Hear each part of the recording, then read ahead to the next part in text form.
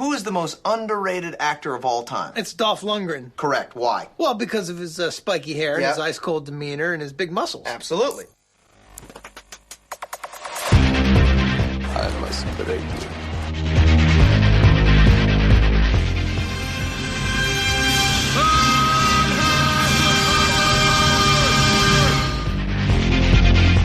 The guilty will be punished. My name is Sergeant Andrew Scott. Come on, guys, don't do this. If I don't get breakfast, I get real grumpy. I don't think you like me grumpy. And you go in pieces, asshole. Let's kick some ass.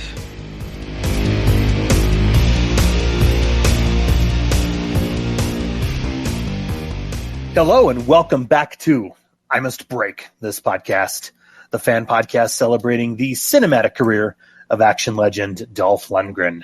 Today, we're taking a look at one of Dolph's most recent efforts, The Best Man. In this film, Dolph plays Anders, a former special ops commando who's attending the wedding of his soldier buddy, Cal. Yet when the small wedding party is taken hostage by a band of vengeful mercenaries, Anders must team up with the groom and the best man to save the day. Welcome. I hope you all had a pleasant journey in. Thanks for coming. Great to see you, brother. You and your wedding party will have the entire resort to yourselves. This weekend is about us. Make no mistake, this is a weekend that you and your guests will never forget.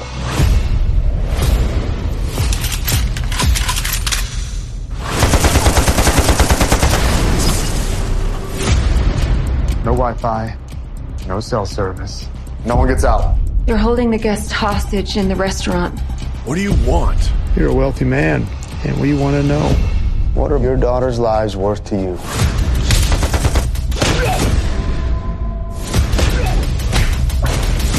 We can help each other get through the hard times. Where are you going? Do my job. I'm gonna kill everyone in here, and then I'm gonna kill your daughter. You're gonna head for the tree line, you're gonna go get help. Let him go. You can kill me. Just let him go. Then the fun begins. They're searching the rooms, 5 seconds in each room. 5, 4, 3, 2, 1. What are we gonna do? Take this.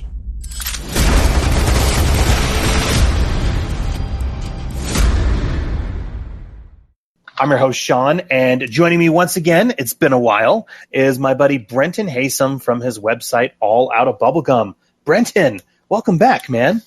Hey, thanks for having me again. Yeah, it's been a while. I know we've been kicking around quite a few different titles, and this one I'll just let the listeners and everybody know right out of the gate. I think I gave you the choice between either this or the Rocky IV director's cut, and you actually chose this one instead. So, well, I guess it's my bad.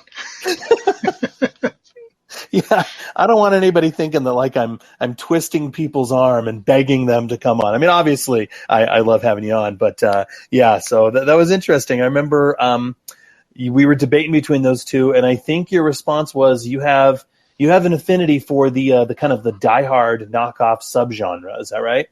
That's true. So anyway, so there you go. Well, yeah, no, how's it going? I feel like we can, we could, I mean, it's been 2 years since I last had you on. Last time, you were on was for, The Expendables 2. Obviously we can talk about it more at the end, but, what is new? What's going on?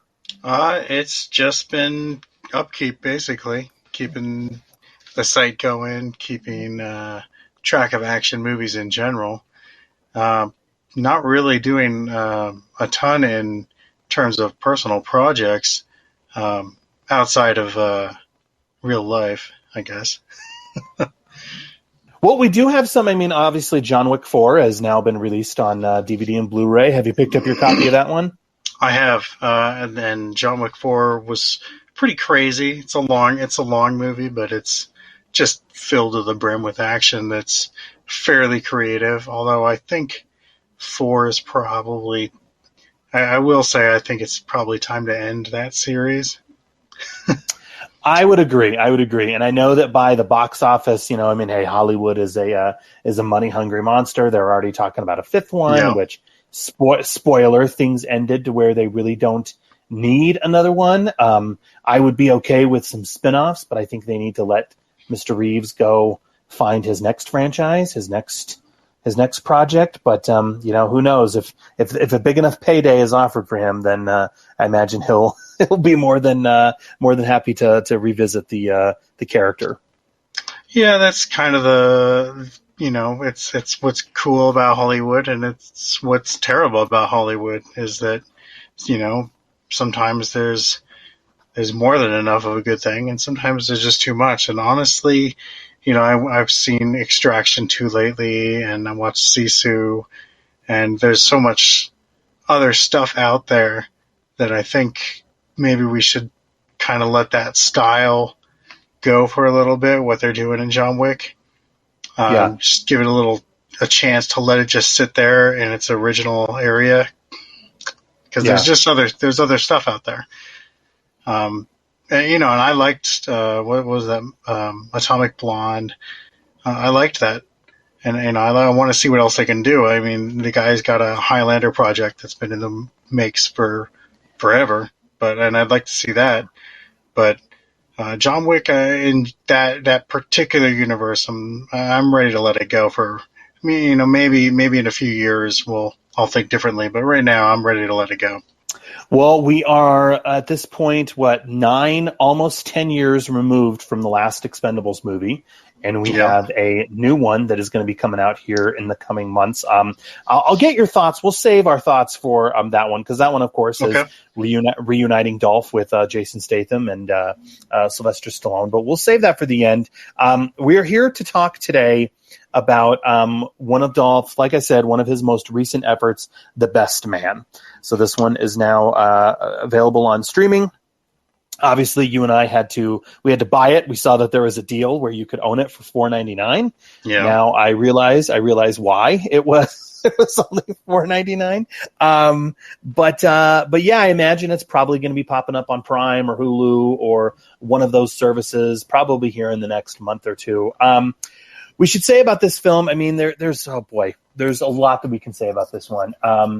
First of all, it is not to be confused with any of the other dozen films called The Best Man. This is its own, its own new vehicle, right? Yep. I'll give it that. And there you go. Yeah. And I mean, look, this film is wedding themed. And so you and I, we always have a tradition where we have a respective beverage. I know that you and I were talking earlier. You have a bottle of wine for the occasion for this one. Is that correct? What's the brand? It's just Brovia. I had it at a restaurant and I was like, you know what? Wines, weddings, I'm going with it. So my drink is going to be, here, I'm opening it now. Sorry. My drink, I'm drinking Not Your Father's root beer. It's a spiked heavy root beer, 5.9% alcohol volume.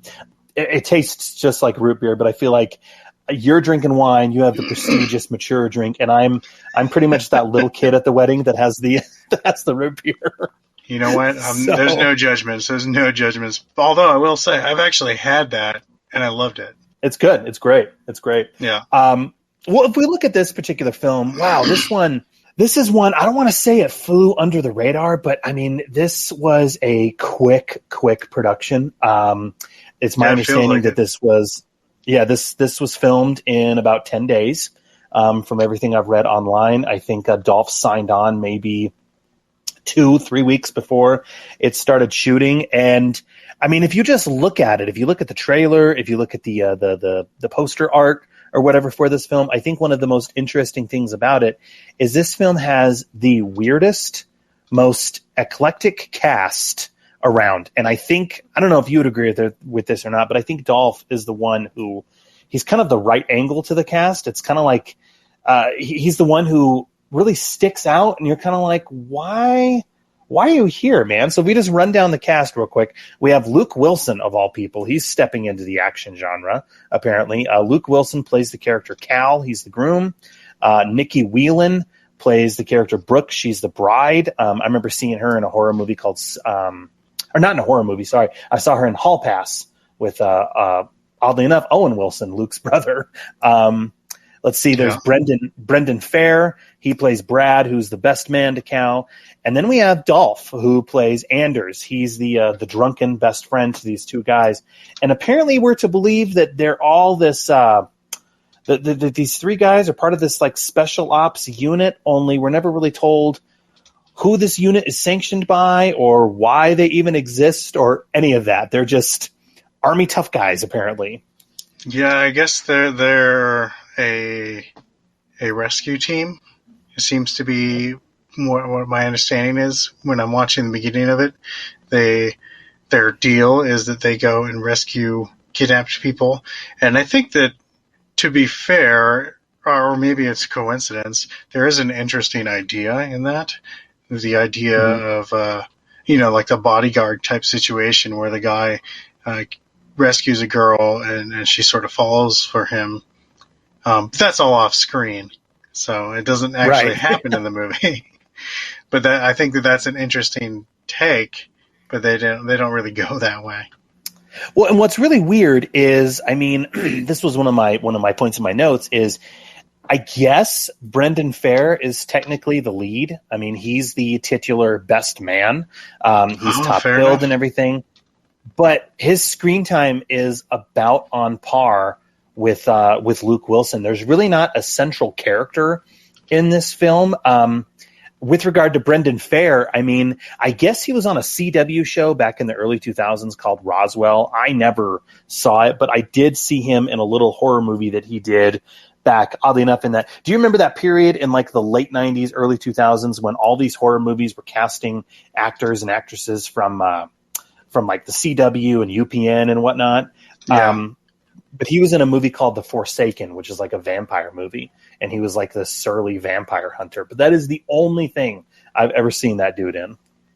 So I am aware that he's been in other things that I've seen, but I was not, I don't remember him in those. The one thing so this last Christmas, I watched a kind of a crappy little horror movie, Christmas-themed horror movie called Silent Night, and that's what I knew him from. It's the only thing I've seen him in, and I don't even know when that was from, but it's literally the only thing I've seen that guy in before that I remembered. And then rounding out the cast is another, I guess you can say she's kind of a genre favorite. Her name is Scout Taylor Compton. She plays she plays the maid of honor and sister to Brooke. I mean, that's a reunion, really. Her and Nikki Whelan were both in one of the Rob Zombie Halloween movies. So was Nikki Whelan in one of those? I didn't know that. Yeah, she was. I don't remember if she was in the first one, but she was definitely in the second one. Oh, interesting. Well, I know that, like, I see videos all the time popping up with Scout Taylor Compton. She's like real big on the horror convention circuit.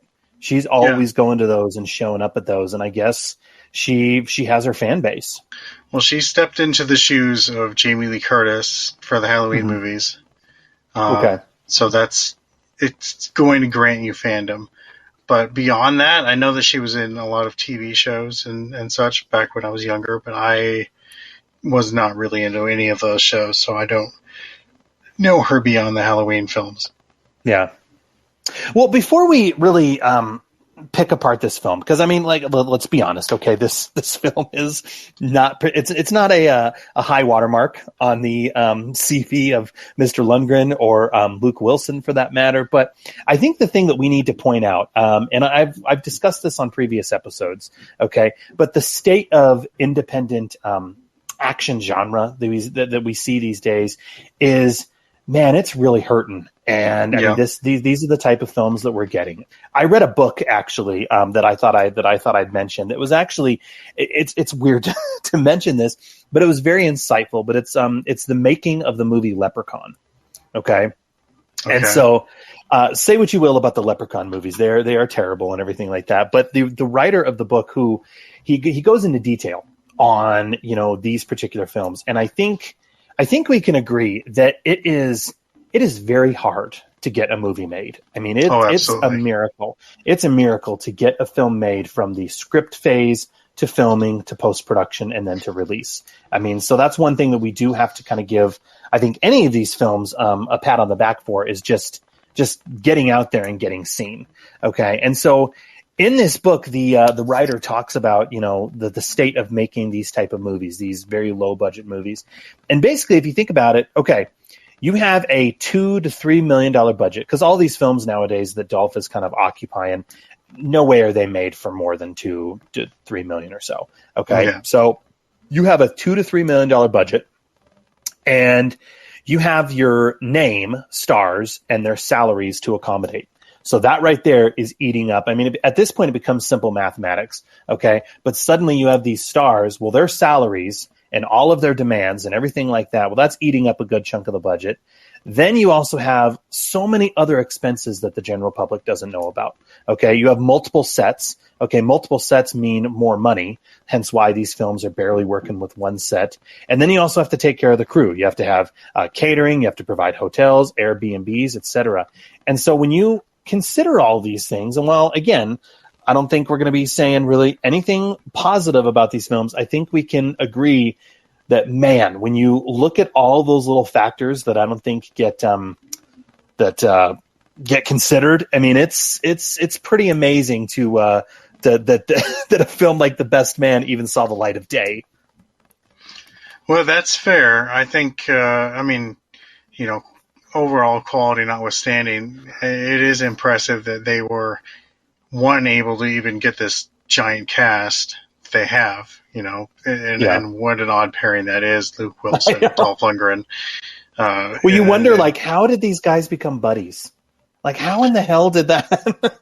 Yeah, well, there's an age gap that makes it strange enough, but just in terms of their, you know, their appearance, their physicality, it is different. So yeah, you do wonder that when you're watching it. But I think that the basic idea of this movie, the premise, is good enough to warrant a movie. Mm-hmm. Like, you can make a story out of it. Jennifer Lopez just did one. It's very similar. It's Shotgun Wedding. Yeah, it's not. Did you watch that? I haven't seen it yet. I thought about watching it. In preparation for this, and then I just never got around to it. How is that one compared to this? It's a lot better. It's a lot more fun. They have a, you know, I don't know, let's say 30 times the budget. Yeah. And you can tell, but it's not, and they lean into the humor of it, because, you know, so much of weddings is, you know, who's there, the in-laws, there's so much going on, the preparation of weddings, and they really lean into that there. Whereas this is, we have 10 minutes to shoot this scene. You better hurry up. Like, that's what it feels like anyways. Yeah. We've got we're in a remote location. We have, you know, X amount of days to get through this. And they do, you know, champ their way through it, but it's not on, this feels like they filmed a first draft of a script. Like, there's no ideas presented in this movie.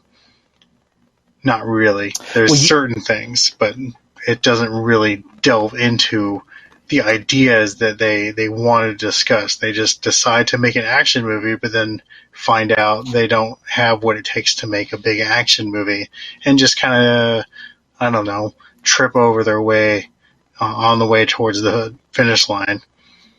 Well, you said something a couple years ago that I've been quoting on the show a couple times, and I feel bad because I feel like I've repeated myself and said the same point multiple times. But it seems like these films nowadays are mercenary jobs. Okay, I remember you said that, and it's so abundantly clear. Okay, and again, you can't blame really the actors. You certainly can't blame the director or anything like that, because again, they're basically working with pennies. Okay, they don't have much at all. They have this one set that is available for 2 weeks, if you will, and so they're just like, get it in the can. So I don't think there's a heck of a lot of quality control that goes on with these particular films. I mean, if you look at the beginning of this film, I think it's very, very telling.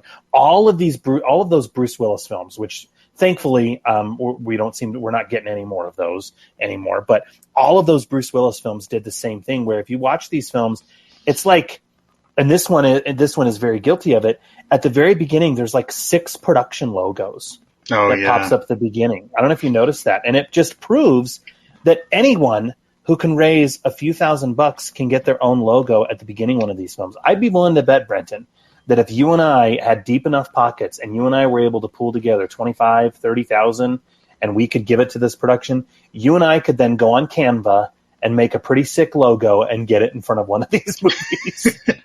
I think you're exactly right, because I guarantee you that's how most of this is made. Mm-hmm. And you know, when I looked through the cast, because I was trying to figure out who some of these people were, I just never heard of most of them. I realized that a good deal of the cast are also producers. Mm-hmm. So I'm guessing they have a lot to do with it. They probably put up some of their own money, and there's probably a little bit of a tax write-off situation going on. Yep. But yeah, it's just abundantly clear this is a dime store movie. This is made for nothing. You do have to wonder, though. I don't know where you feel about this. I mean, because sometimes you'll have a good one, or excuse me, sometimes you'll have a passable one that will kind of sleep through, or that will kind of sneak through. Did you see Section 8? I'm curious. Did you watch that one? I haven't watched that. Okay. The last one I watched 8, of his before that was Castle Falls. But go on. Okay, yeah. Well, Castle Falls, he was directing that one, so I'd like to think that. Dolph, I mean, that's a whole other story. But I mean, if you look at Section 8, Section 8 is not amazing, but I used the term, it's frozen pizza. Okay. It's passable. It'll do the job. But it's not going to really turn anyone's heads. But then if you look at these films, okay, like The Best Man, or like any of those Bruce Willis films that were made, or many of those Nicolas Cage films that were made, you do have to wonder at a certain point, like, okay, these films are so low budget, so dime store. I like that term that you use. They're so dime store. They're so anticlimactic that you have to wonder, like, the bottom's going to fall out eventually to where they're not going to see much value in these anymore, right? Like, you have to watch it, and it's like, at first I was wondering to myself, like, okay, who are these movies for? Who is The Best Man for? And I'm thinking, well, it's for me, obviously, because I took the bait. I saw that there was Dolph in it, and I watched it. But you have to wonder, like, at a certain point, fans are going to be onto it, and they're not going to want to tune into these things. And don't you wonder, like, the bottom's eventually going to fall out of these films to where we may not even see them anymore, right? So I thought that 20 years ago. Okay. There were so many of these movies that were they were just not good, and Dolph was in several of them.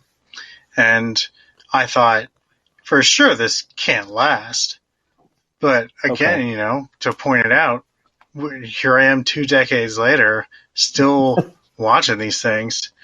So I don't know. I don't know, because there's nobody out there telling you that go watch Castle Falls instead of The Best Man. Best Man's not worth it. That kind of thing. Nobody's saying that, except you and I are going to say that. But there's nobody out there that's quality control telling people which of these movies is good, which is bad. And they're an hour and a half long. So before you're a half hour into the movie, you probably know whether or not it's one of those movies, but you don't always. So you're just like, there's just content. There's so much of it that I don't know. And there's always going to be people that rented it. They got their money already once you rented it.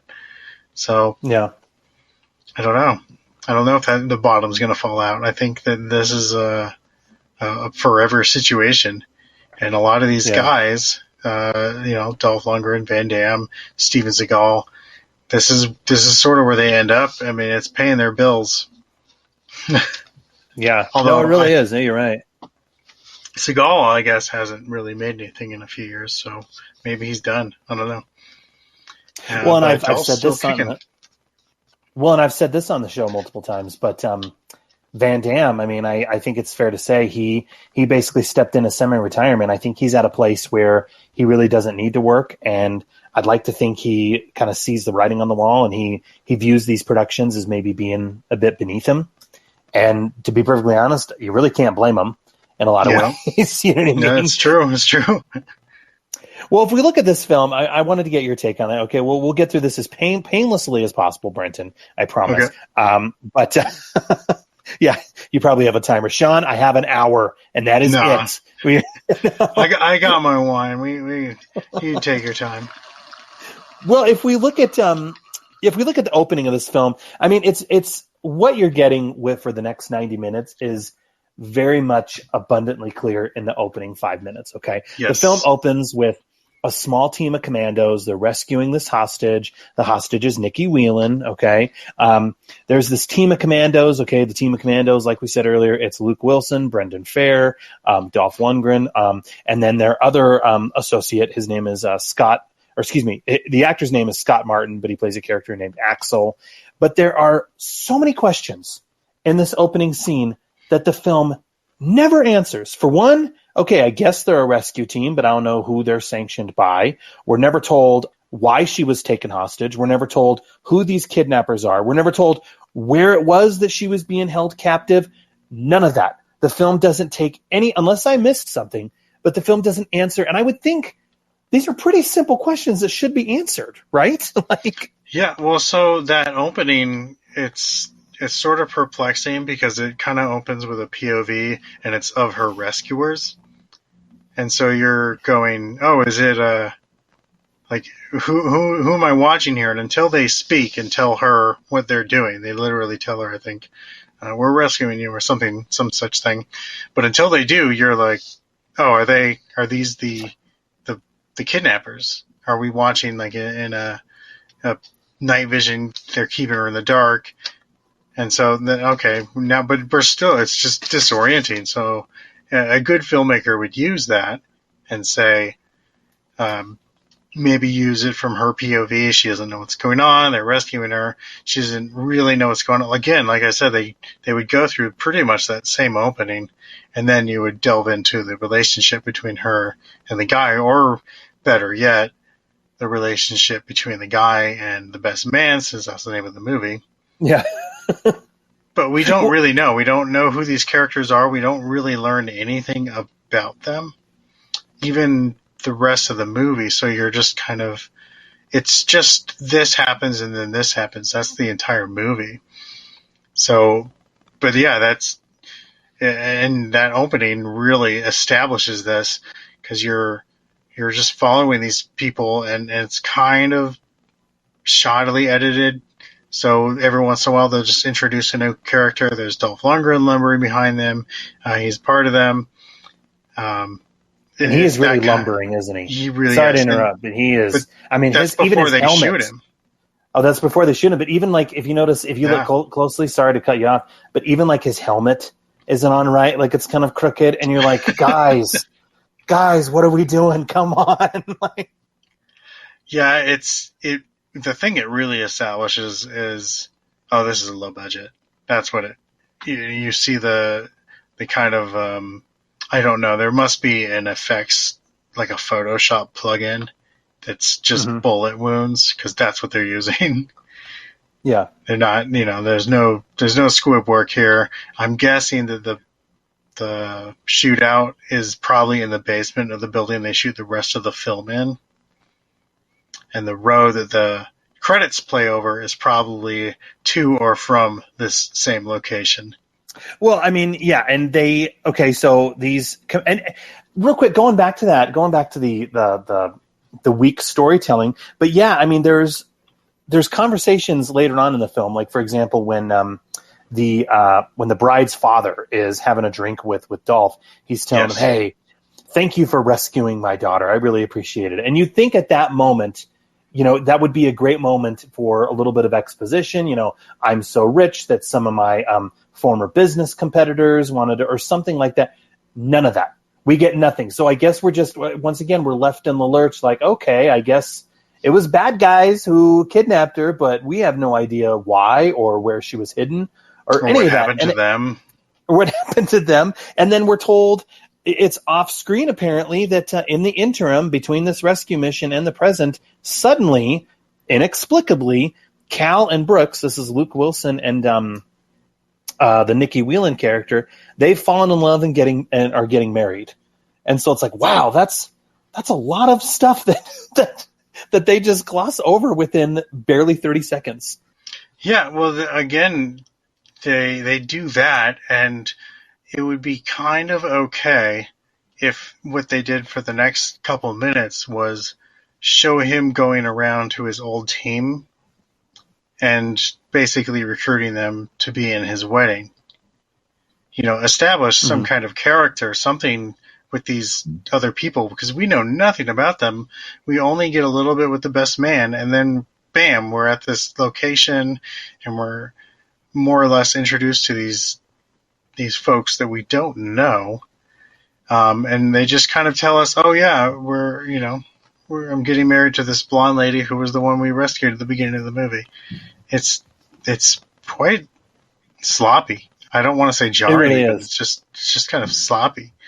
Well, and I mean, again, looking at the story, anyone who's ever seen a movie before knows, okay, so on this opening mission, they do lose a member of their team. So the character named Axel, okay, he is shot and killed, at least so we think, and the team just drives off, not bothering to check on him, but they just leave him for dead, assuming that he's dead. Yeah. And you're kind of like, gee, I wonder if that's going to come back at any point in the film.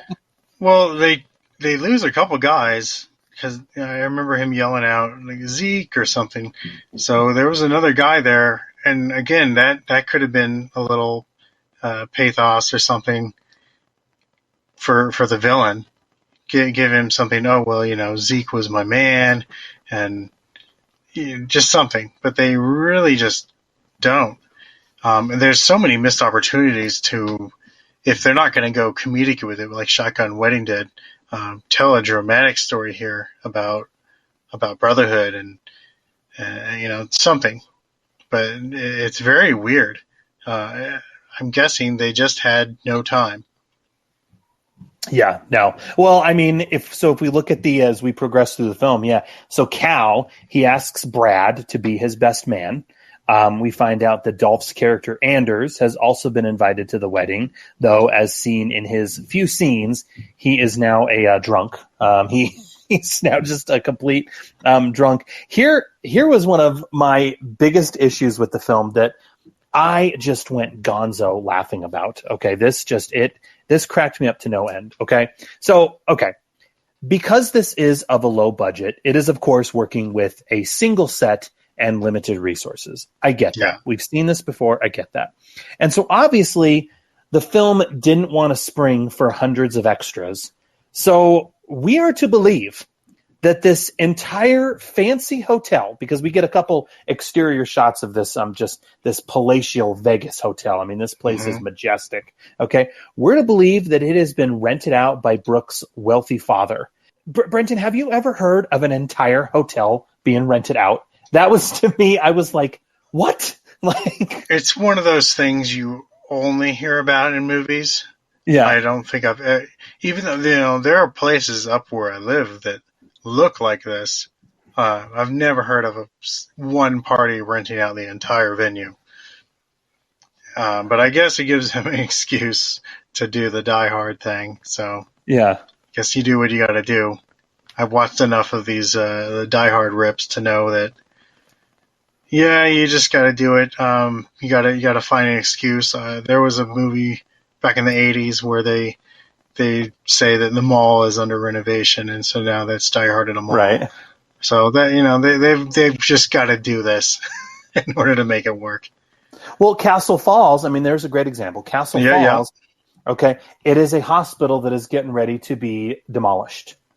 Okay? And I think that's how they kind of skirted around that was, okay, it's this abandoned hospital. It's going to be blown up here in the coming day. Okay, so even that makes sense. And so I don't understand. They could have said, okay, this hotel is going to be torn down in 2 days. Her wealthy dad paid a lot of money to have one final wedding there. Even something like that would have worked. But again, I was laughing so hard. There's a couple lines. I wrote these lines down, Brenton, because I thought you would get a kick out of them too. So to kind of explain the lack of guests at the hotel and just the lack of people in this movie, okay, the concierge, when he's giving them a tour, he gets a couple lines that I just, like I said, I was busting up laughing. He says, "The rest of the hotel guests are checking out, so you and your wedding party will have the entire resort to yourselves for the entire weekend."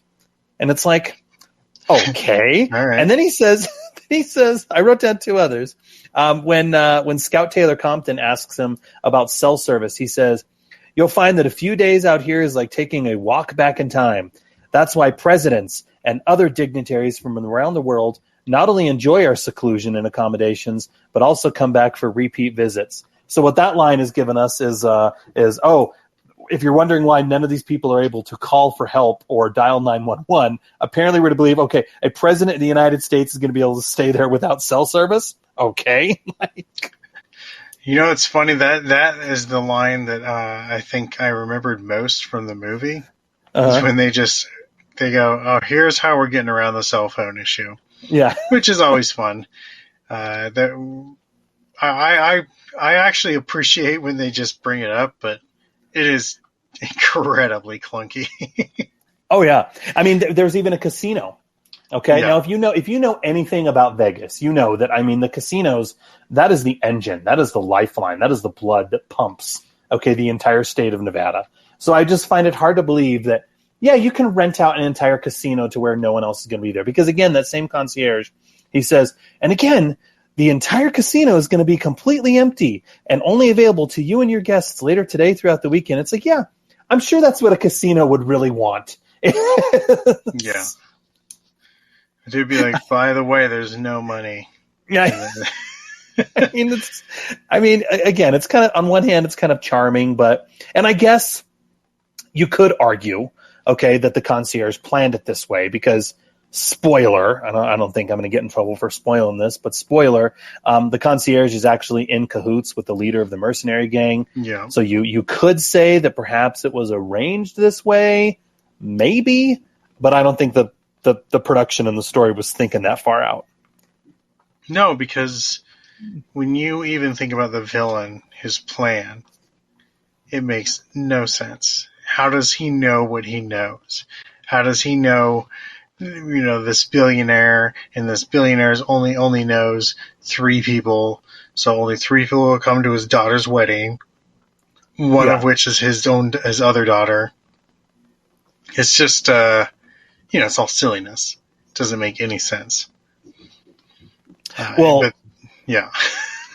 Well, and I mean, that's an excellent segue. Yeah, speaking of silliness, there are some intentional stabs at silly comedy that I just think are, I mean, I didn't really find them that funny. So, first of all, before we get to those, one of Dolph's few scenes in the film is where he's sitting at a bar and he's reunited with Luke Wilson.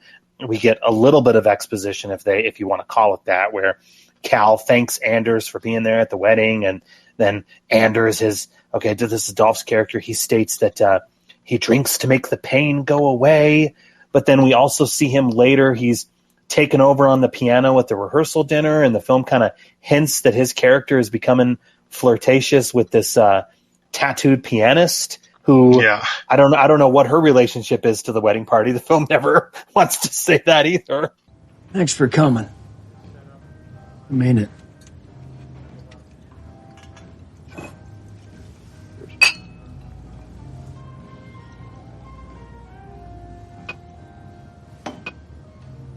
Been kind of a long, hard road, hadn't it, buddy? Yeah. Yeah, remember that time in Afghanistan we got cut into that bottle of confiscated grappa? I thought my teeth were going to fall out from that stuff. Well, you became a man that day. I think I'd earned my stripes well before that night. Stuck in the sand, drunk. This impossible situation. Next morning, we did what we had to do. Yeah. That I wouldn't mind forgetting. Yeah. That's why I drink to pass out. Helps me to forget, I guess. Well, it's just weird. It's one of those things, too. You know, I watched this with my wife, and she's just kind of rolling her eyes at him kissing on her and stuff. And it's like, oh, my God. He's like, 60-something. How old is this pianist? It's just weird at this point. Yeah. Like, what are we doing? Is this in the movie? Why is this in here? I mean, because exactly, it's like, okay, this is supposed to be an action movie, and it's taken way too long for there to be any action. We get some, so the wedding starts, right? Brooke's dad is noticeably drunk. That was their setup when Dolph's chilling out. As you brought up earlier, when he has the little drinking with Dolph, that they set that up where Dolph's just drinking some hard stuff, and he starts drinking it with the bride's father.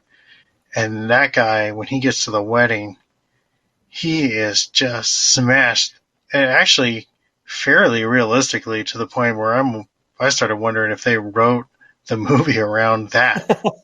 Well, they're playing it like it's a joke, though, and I don't know about you, but I can't think of any bride who would be laughing and giggling at them having to hold their dad up as they're being walked down the aisle. No. I would think they would be livid, but Nikki Whelan is just playing it like, oh, there's dad being silly again. And so it's kind of like, what are we doing? Like, well, I didn't know what to feel during that scene. Partly is the movie is shot in a fairly bland manner, but yeah, the content of what I was watching was a guy, red-nosed, stumbling down the stairs, and best man and Nikki have to help him down the stairs, and he is just off his face drunk.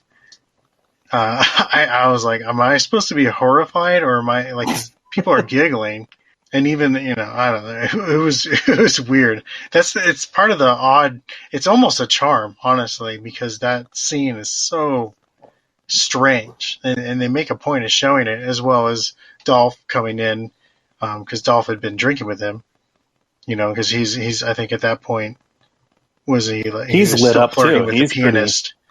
Yeah, and he gets up and he is, that's their excuse for him lumbering over, I think. And then he sits down and he's like rubbing his eyes and stuff. I'm like, okay, he's messed up too. It's like, okay. Well, and then, okay, to add further hilarity to the events, again, I can't imagine any bride or groom laughing at this. But so Brad, the best man, is to give Cal the wedding ring, but he has trouble finding it because he was getting frisky with the maid of honor. That's the Scout character. Right. At the hotel pool the night before. And so we're to believe that they're just going to stop the ceremony and he's going to run back to his hotel room, tear the place apart to get the wedding ring. I mean, what they're doing is, if anyone who's ever seen Die Hard or a Die Hard knockoff, what they're doing is, okay, they need to get the main hero alone to where he's not taken hostage with the rest of rest of the party. So I get why they're doing that, but it's just like, okay, guys, like we're to believe this is going to happen. I mean, maybe Cal and Brooke should not even get married, because in my opinion, there are so many like red flags and warning signs that establish that this relationship is doomed. You know what I mean? Well, yeah. How, at a certain point, how are you not taking this as an omen? Yeah, right. But I guess but again, things that if we would establish their relationship, they'd say, no, we started this under dire circumstances, in the back of a rescue van, and now this is us. We accept how fate keeps throwing things our way. They should have established that kind of thing, that relationship, that dynamic, but they didn't. So we're just going, oh my God, this whole movie. Yeah. So some masked mercenaries, okay, take control of the wedding. They take everybody hostage, especially Brooke's dad. I guess they're hoping that he's going to give them access to his bank accounts. This mission is also personal because, okay, spoiler, we knew that it would be coming back here. The team of terrorists is led by Axel, who is the former team member of Cal's unspecified special ops unit. You mentioned it earlier, so I'll go back to a point that you made already.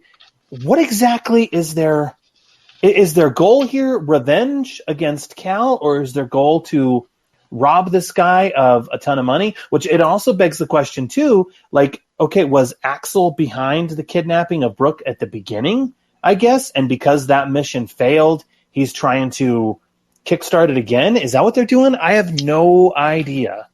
Well, yeah, so you're already headcanoning a better idea. Okay. Because it makes no sense in the movie.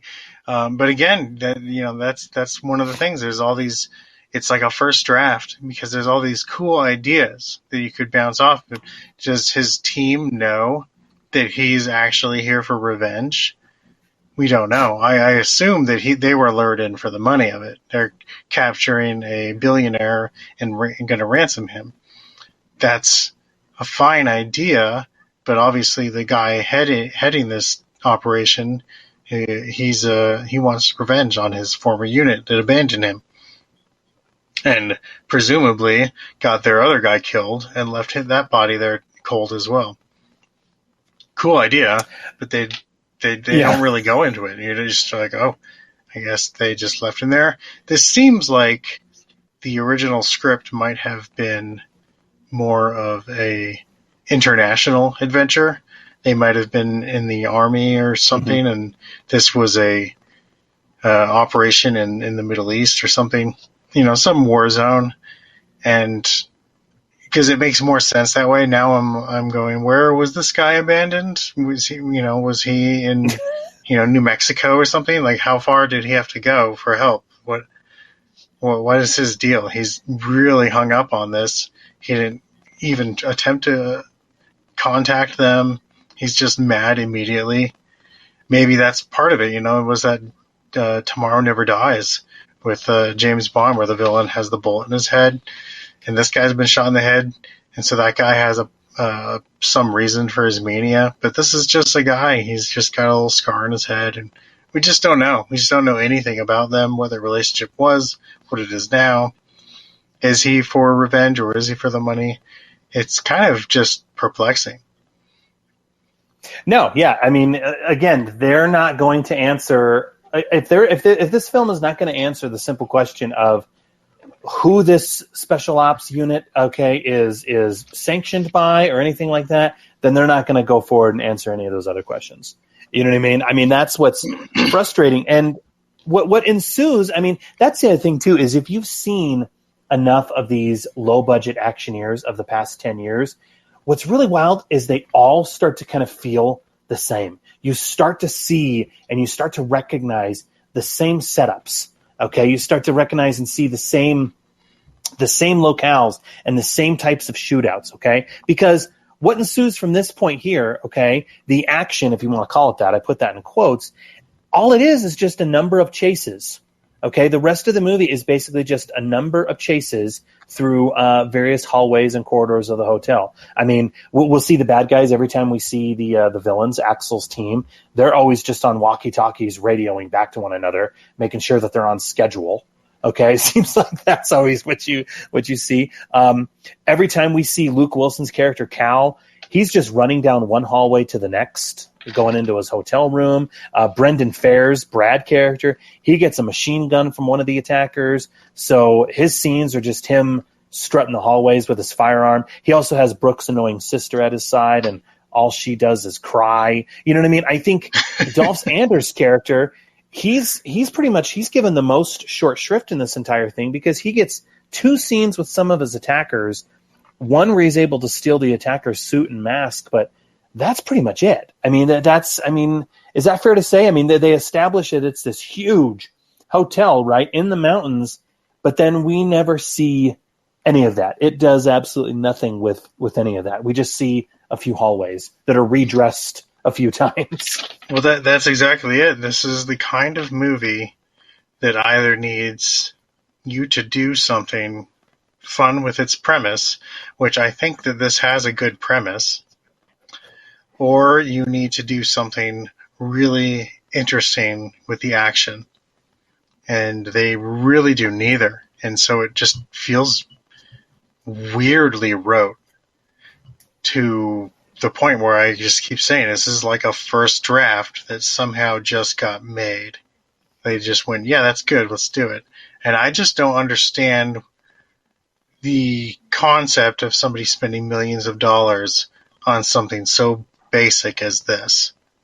Yeah. That is weird to me, you know.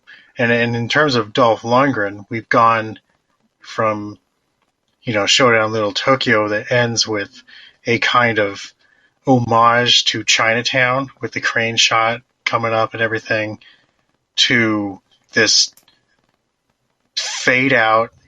I guess we're done now at the end of this, you know, and when they did nothing to earn anything.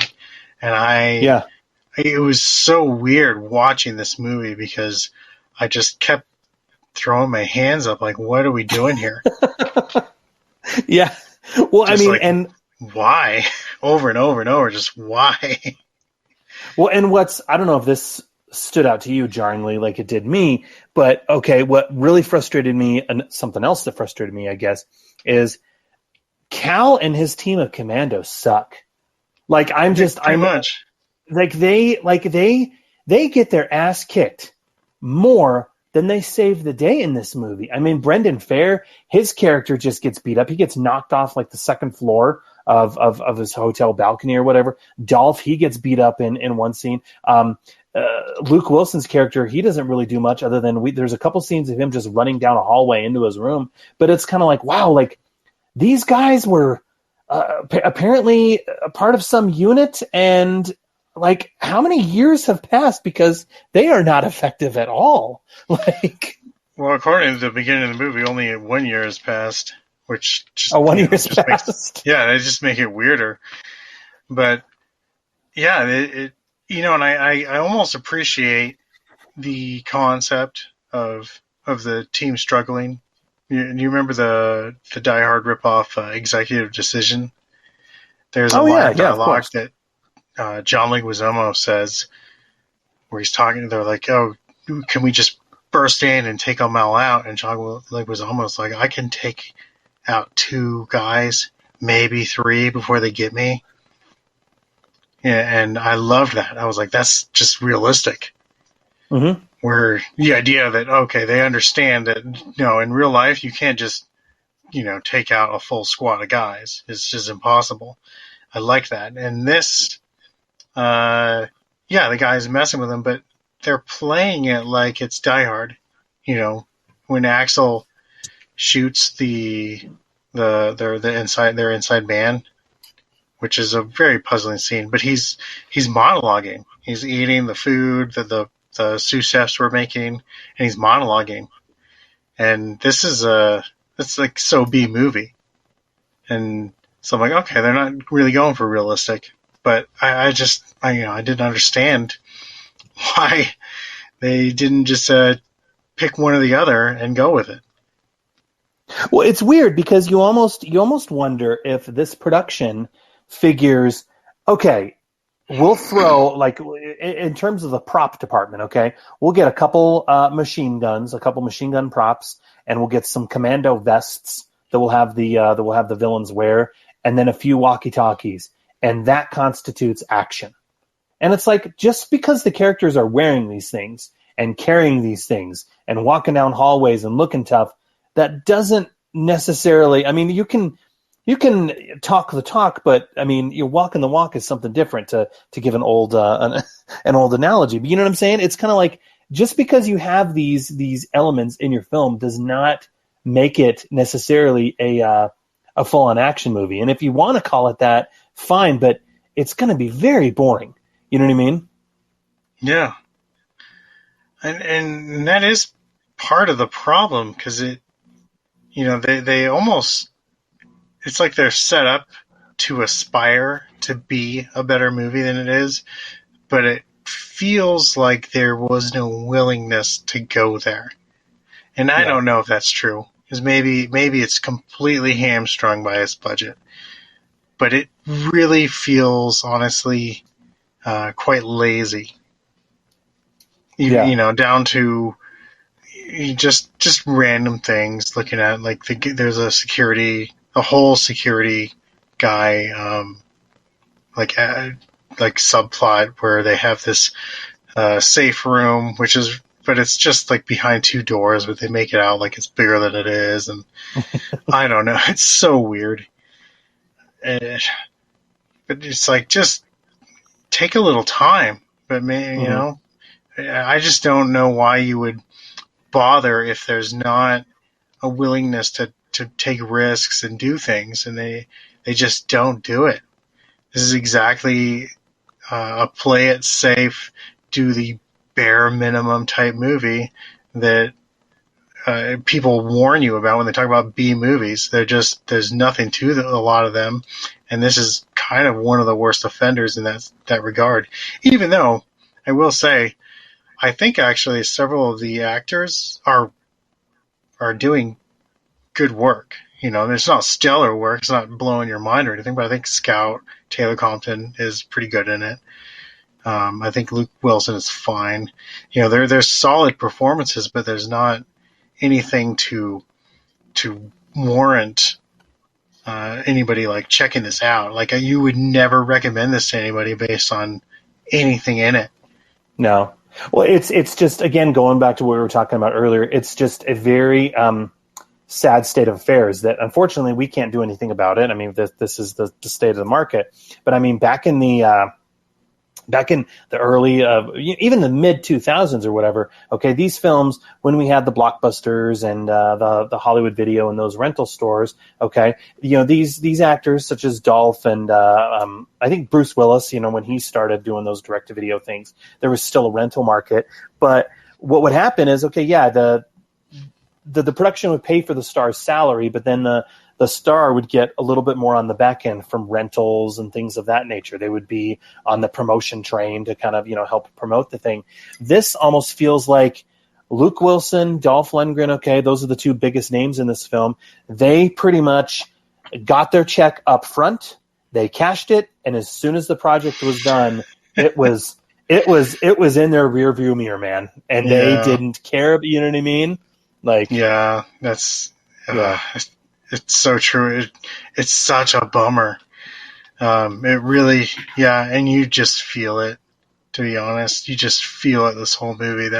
That's the exact right way to put it. I got paid, whatever. That's exactly how this feels. Yeah, it's a job, Yeah. Well, I mean, if we look at the end, you already brought it up. I'm so glad you did, because that was my other frustration with the film, is if we look at the end. So Cal is able to reunite with Brooke, and so Cal, Anders, and Brad, they square off against Axel, and they're able to shoot him dead. And then the film ends with a hilarious line from Dolph where he states, next time, just don't invite me to the wedding. And then the film just fades out. And it's frustrating, because you're thinking, like, okay, this film, it's about a wedding, okay? So wouldn't it make the most sense that this film would end with the wedding? Okay, that this film would end with Cal and Brooke getting married, and then you fade out? But it doesn't even want to give us that, man. It just fades out with them all just hugging. And so I guess we're to assume, again, off screen, the wedding was able to happen, but we're not going to get to see it, I guess, right? Yeah, that's what I'm saying, where it's lazy. It's like they don't care enough about their own story. So ideally, even if you were being low, if you wanted to clear a low bar, it would fade out, and then it would pop into, let's say, like an open air wedding. They're like, no, we're doing this outdoors. We're on a beach somewhere. They're getting married, and they're not confining themselves to a space again. something, some kind of in-joke for every character, and, and then end on a freeze frame or something where everyone's happy. But, maybe Dolph's got his tattooed pianist chick there, just something. They're just like, no, it's over. If you're still here, good for you. We're fading out. We're done. That's what it feels like. And it is, it's sad. Well, if anything, I mean, that's the other thing, too, is if anything, okay, if they didn't want to spring for another set or if they didn't want to spring for another day of shooting, fine. But don't you think, wouldn't that have been a good opportunity to do something like Hangover? Remember how the Hangover ended where over the credits, it was flashing a bunch of, like, Polaroid photos, So couldn't they have done that even? I mean, I'm not expecting much, but couldn't they have just been flashing a bunch of photos of the wedding that they could have shot over the course of an hour and then been playing, showing those over the credits to at least give us, some kind of finality that, okay, the wedding did happen, right? Like, yeah, well, I mean, that's part of the, in the Hangover, the attitude is, this was a great time, right? Here's some other great stuff that happened that we didn't get to show you. Nobody in this movie is having a good time. This is, as you say, it's a and it's paycheck. A wedding. Shouldn't you be having fun at a wedding? I would have been fine with watching every one of these actors going to the bank and depositing that check. I would have preferred that ending. That actually, I think I would twist what you say, and it would just be footage of them cashing their checks, and I would and then turning around, looking at the camera, and then winking at us, freeze framing. I would have accepted that ending. Because as it stands, I'm like, yeah, exactly. Whoever's editing this is like, it's over, whatever. I would have been right there with whoever edited it if it was, yeah, okay, you got us. You got me. I watched it. I paid for this. Fair enough. I'll watch you cash the check. But no, they just don't care. And it feels like a sham. Yeah. Yeah. Well, okay, we've danced around it. We've talked about the negatives of this film. Sadly, I don't think there were really any positives. But I'm curious, Brenton. It's been a while, but you know how I like to do things. I like to do 2 recommends, one as a Dolph Lundgren vehicle and one as a film in general. I can probably guess where you're going to be on this one because I'm right there with you. But what do you think? Why? Actually, better yet, why does this film not get a recommend from you? How about that? It's just lazy. It's so bottom of the barrel, and I am a guy that I like my low budget movies. I like them. This is what they warn you about. Don't watch this kind of stuff because it's crap, and this is just one of them. So I'm going to say no on the filmic level. As far as Dolph goes, no. I feel bad that he's part of it because normally I would just say blanket, yeah, I wouldn't even bring it up to people because it's almost bad enough to be embarrassed that I watched it, but not quite. It's not Fat Slags, yeah, but it's it's bad. He's not in the movie, so I would just say no. I would say there is, and I can't remember how far in the movie this is. There was this interesting moment, like an hour into the movie, where Brendan Farr and Scout they're overlooking where the wedding reception or the wedding was, and they look down and everything's just covered in blood. Mm-hmm. That one shot almost makes the movie interesting because I think I was like, that's interesting. They show the carnage of the situation, and I kind of want to go back because there was part of me that wondered if that entire shot wasn't a Photoshop. But, ooh, now you got me wondering. Yeah. But yeah, I don't know. But it really stood out to me. There's the one thing in this movie that stood out was that one shot. Yeah, I'm sure you remember it because it really stands out. Yeah, no, you're right.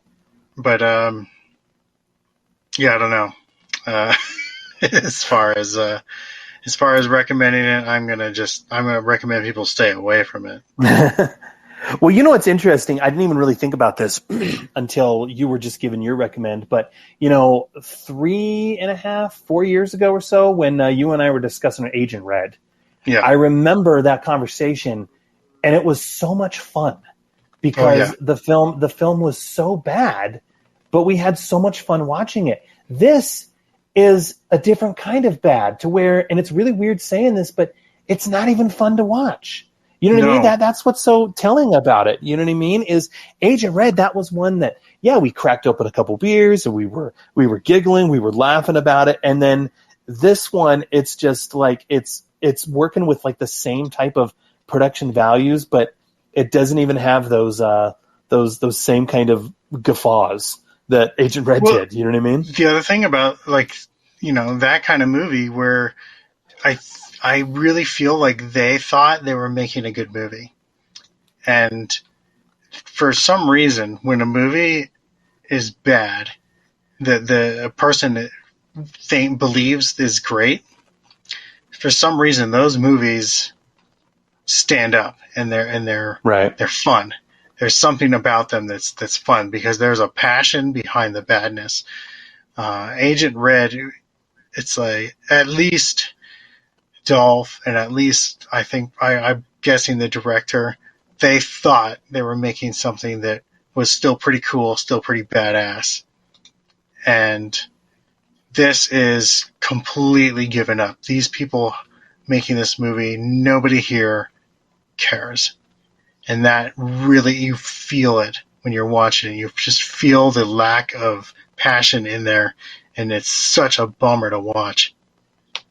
Yeah. Well, with regard to my recommend, thank you for all of that, because I'm right there with you. Looking at a film like this, it's difficult. Okay, and I've said this on the show numerous times, but this is the current state of action cinema. So when you're going into one of these films, you almost kind of have to be oddly on board with it. And if you're not, then it's kind of like, well, don't waste your time. You know what I mean? I realize and I respect that getting these films even made and released is a miracle in and of itself. But in my opinion, again, to throw out another analogy, okay, you just can't make chicken salad with moldy chicken. That's the way. You know what I mean, yes, the trailer may fool you, but chances are, despite the promise of gunfire and potentially exciting action sequences, these films just simply can't afford it. So, like many of the films of this nature, what you're getting are the same things that we've been seeing time and time again. Lots and lots of senseless, random gunfire, characters running down hallways, the bad guys radioing back to one another, and just tons of silly, inane conversations. Luckily, with this film, you get the added perk of Dolph Lundgren alongside Luke Wilson, of all people.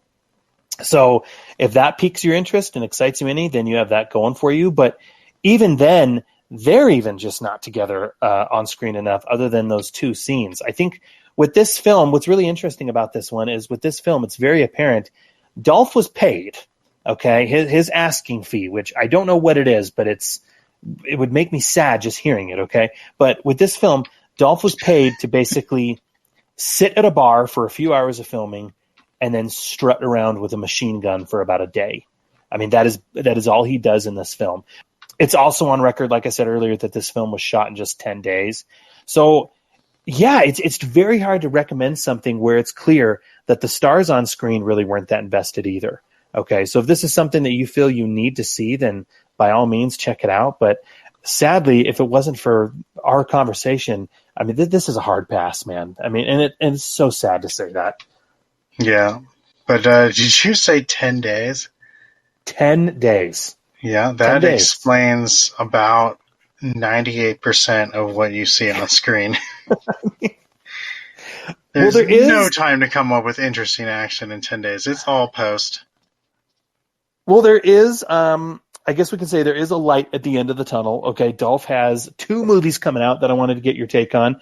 The first is Wanted Man, which he wrote, directed, and stars in. That one is slated to be released here in the next year. He's co-starring with Kelsey Grammer in that one. And then the trailer, as of this recording, the trailer was just dropped a couple weeks ago. We have The Expendables 4 that is coming out in September 22nd.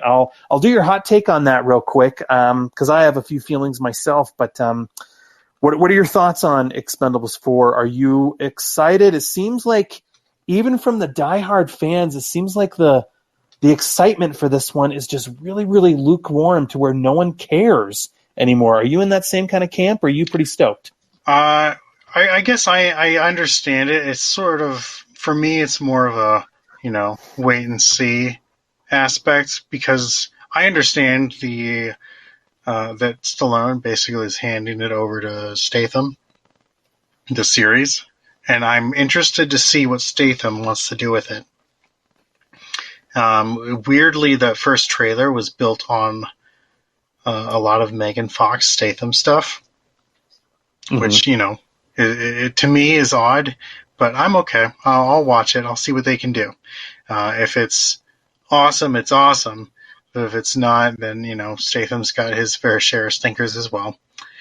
So, it's a bummer if that's the way the series goes. But if not, I hope it's great. You got Iko Uwais and Tony Jaa in there, and that really does excite me. I want to see what Statham does with them.